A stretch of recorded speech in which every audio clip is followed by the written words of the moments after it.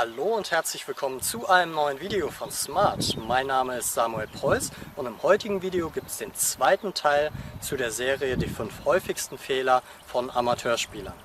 Wenn du den ersten Teil noch nicht gesehen hast, klick einfach hier oben auf den Link in die Infokarte und dann kannst du dir die ersten beiden Fehler schon mal reinziehen. Wir springen jetzt sofort in den dritten Fehler von Amateurspielern.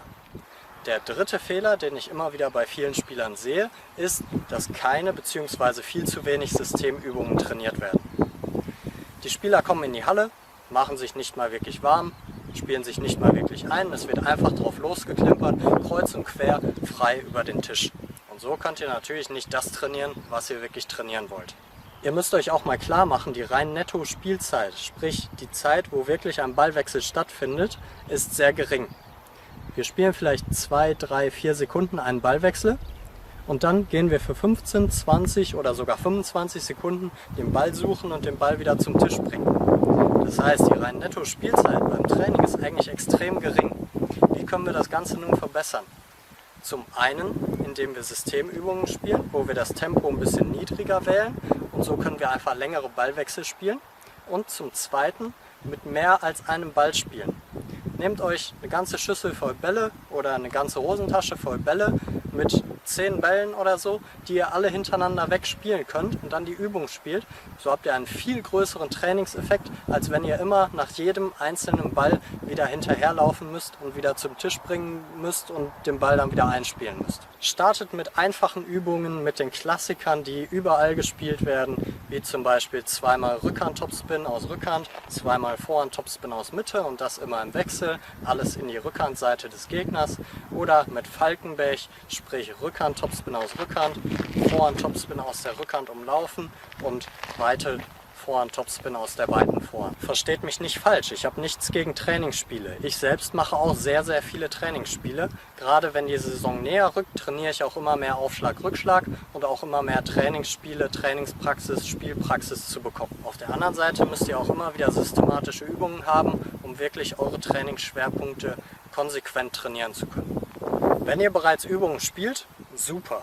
Achtet jetzt aber darauf, dass ihr das Tempo nicht zu hoch wählt, sondern moderates Tempo, vielleicht 80%, 90% des normalen Topspins, um einfach die Ballwechsel länger zu gestalten. Es bringt nämlich nichts, wenn ihr den ersten Topspin zieht, euer Partner bekommt den vielleicht gerade eben noch so und den nächsten Topspin schweißt ihr mit 300 km/h rein.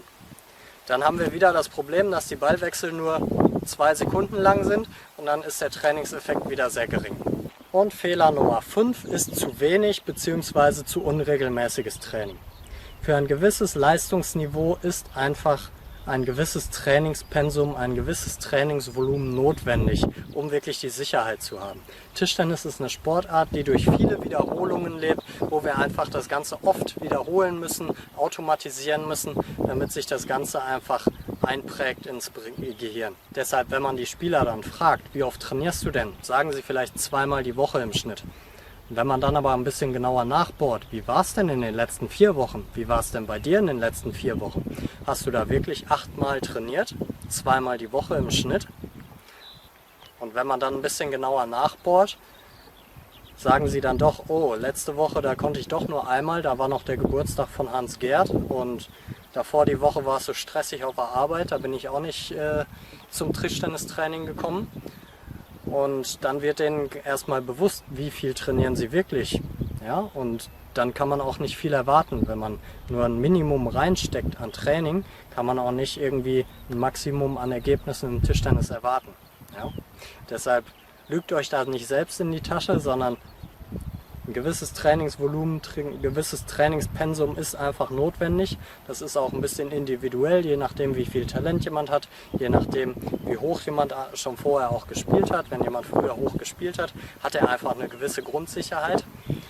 Und deshalb merkt ihr das einfach für euch selbst, wie oft ihr Training benötigt, um das aktuelle Niveau zu halten. Das waren die 5 häufigsten Fehler von Amateurspielern. Ich hoffe, ihr konntet heute etwas mitnehmen. Ich hoffe, ihr macht diese Fehler bald nicht mehr. Wir sehen uns beim nächsten Video. Bis dahin. Ciao, ciao.